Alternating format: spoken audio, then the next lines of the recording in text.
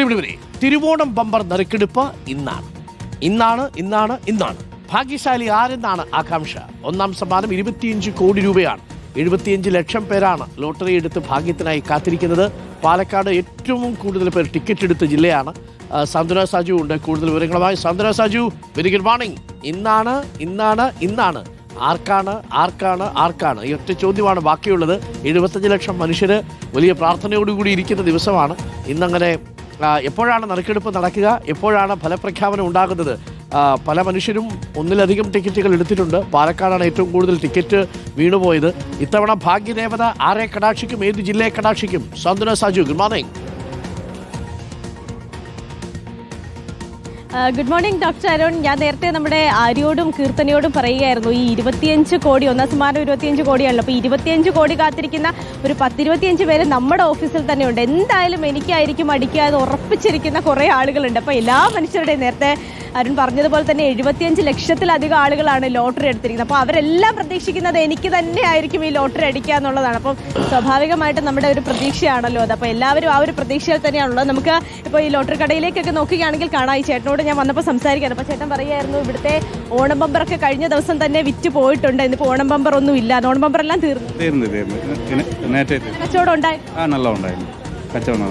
ഒരു കാര്യം ചോദിക്കട്ടെ, നിങ്ങൾ ഈ ലോട്ടറി വിൽക്കുന്നവരാണല്ലോ, നിങ്ങൾ ലോട്ടറി എടുത്തിട്ടുണ്ടോ? ഓണം ബമ്പർ ஒரு டிக்கெட் எடுத்துருந்தோம். ஒரு டிக்கெட் அடிக்கும்னு பிரதீட்சையுண்டோ? கண்டிப்பா எல்லாருக்கும், எனக்கு இல்லைனாலும் அடுத்தவங்க எல்லா கடையில் எடுக்கிறவங்க எல்லாருக்கும் அடிக்கணும். അത് പ്രതീക്ഷ തന്നെയാണ്. ചേട്ടാ ലോട്ടറി എടുത്തിട്ടുണ്ടോ? ലോട്ടറി എടുത്തിട്ടുണ്ടോ? ഞാൻ ലോട്ടറി വിൽക്കണം. വിൽക്കുന്ന ആളാണ്. എടുത്തിട്ടുണ്ടോ? ഓണം ബമ്പർ എടുത്തിട്ടുണ്ടോ? അടിക്കോ? അടിക്കണം. എല്ലാവർക്കും കിട്ടുമ്പോൾ നമുക്ക് വിശ്വാസമില്ല. ചേട്ടാ ലോട്ടറി എടുത്തിട്ടുണ്ടോ? ഓക്കെ. അപ്പൊ അങ്ങനെ ലോട്ടറി എടുത്തവരും എടുക്കാത്ത ആളുകളും ഒക്കെ തന്നെ ഇവിടെ ഉണ്ട്. എന്തായാലും 25 കോടി രൂപയാണ് ഒന്നാം സമ്മാനമായി ലഭിക്കുക. പിന്നെ രണ്ടാം സമ്മാനം വരുന്നത് 1 കോടി രൂപ വീതം 20 പേർക്കാണ്. മൂന്നാം സമ്മാനം വരുന്നത് 50 ലക്ഷം രൂപ വീതം 20 പേർക്കാണ്. അങ്ങനെ എല്ലാവരും എനിക്കാണ് എന്നുള്ള ഒരു പ്രതീക്ഷയിലാണ്. എന്തായാലും ഇനിയിപ്പോൾ ആകാംക്ഷയുടെ ഒന്നും ആവശ്യമില്ല. കാരണം ഇന്ന് ഉച്ചയ്ക്ക് 1 മണിക്ക് നമുക്ക് ആർക്കായിരിക്കും ലോട്ടറി അടിക്കുക എന്നുള്ള കാര്യം അറിയാൻ കഴിയും. മന്ത്രി കെ എൻ ബാലഗോപാലാണ് ഉച്ചയ്ക്ക് 1 മണിക്ക് തിരുവനന്തപുരം ഗോർക്കി ഭവനിൽ വെച്ച് തിരുവോണം ബമ്പറിന്റെ നറുക്കെടുപ്പ് നടത്തുക. അപ്പോൾ എന്തായാലും ആ കുറച്ച് മണിക്കൂർ കൂടെ കഴിയുമ്പോൾ ആരാണ് ആ ഭാഗ്യശാലി, അല്ലെങ്കിൽ ഏത് ജില്ലയിലാണ് ആ ഭാഗ്യശാലി ഉള്ളത് എന്നുള്ള കാര്യം നമുക്ക് അറിയാൻ കഴിയുന്നതാണ്. സാന്ത്വന ലോട്ടറി എടുത്തിട്ടുണ്ടോ? സാന്ത്വന എടുത്തിട്ടുണ്ടോ? ഞാനത് സസ്പെൻസ് ആയിട്ട് വെച്ചിരിക്കുകയാണ്. കാരണം ഇനിയിപ്പോൾ എനിക്ക് അടിച്ചില്ലെങ്കിൽ ചിലപ്പോൾ ഞാൻ രാവിലെ വന്ന് ഞാൻ എടുത്തു എന്ന് പറഞ്ഞിട്ട് ഇനി അതൊരു നെഗറ്റീവ് അടിക്കുവാണെങ്കിൽ മാത്രം ഞാൻ എക്സ്ക്ലൂസീവ് ആയിട്ട് പറയുന്നതാണ്. ലോട്ടറി ഭാഗ്യക്കുറിയുടെ ഫലം വരുന്ന സമയത്ത് തൽക്കാലം പുറത്ത് പറയുന്നില്ല. എല്ലാ നമ്പറും നോക്കി ഉറപ്പ് വരുത്തിയതിനു ശേഷം മാത്രം റെസിഗ്നേഷൻ ലെറ്റർ ഇട്ടാൽ മതി. അങ്ങനെ റെസിഗ്നേഷൻ ലെറ്റർ ഇടണമെന്ന് തോന്നുന്നുണ്ടെങ്കിൽ.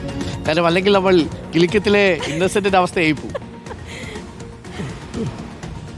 ഇതാണ് നമുക്ക് എല്ലാവരും. അതെ, രാവിലെ ഞാനത് ആര്യോടും നമ്മുടെ കീർത്തനയോടും അക്കാര്യം പറയുകയായിരുന്നു. അതെ. അപ്പൊ എല്ലാവരും ടിക്കറ്റ് ഒക്കെ എടുത്ത് കാത്തിരിക്കുക. മറ്റേ നമ്മൾ ഗോർഗി ഭവനിൽ ഇത് റിപ്പോർട്ട് ചെയ്യാൻ പോകുമ്പോഴേ നമ്മുടെ കയ്യിലുള്ള ഈ സാധാരണ ഗോർഗി ഭവനിൽ ഇത് റിപ്പോർട്ട് ചെയ്യാൻ പോകുന്ന സമയത്ത് നമ്മൾ അവിടെ നിൽക്കുന്ന റിപ്പോർട്ടർമാരൊക്കെ പരസ്പരം ഇങ്ങനെ പറയാറുണ്ട്, എന്റെ കയ്യിലുള്ള ടിക്കറ്റിലാണോ അടിച്ചത് എന്നുള്ളൊരു പ്രതീക്ഷ എല്ലാവർക്കും ഉണ്ടാകാറുണ്ട്. അപ്പം അങ്ങനെയാണെങ്കിൽ എക്സ്ക്ലൂസീവ് ആയിട്ട് തന്നെ നമുക്ക് അത് നമ്മുടെ ചാനലിലൂടെ തന്നെ പുറത്തു വിടാവുന്നതാണ്. അപ്പൊ എന്തായാലും അത് 1 മണി വളരെ സന്തോഷമായിട്ട് ഇരിക്കട്ടെ. അത് വളരെ ഫലപ്രദമായിട്ട് ഉപയോഗിക്കാൻ കഴിയട്ടെ. താങ്ക് യു സാന്ത്വന.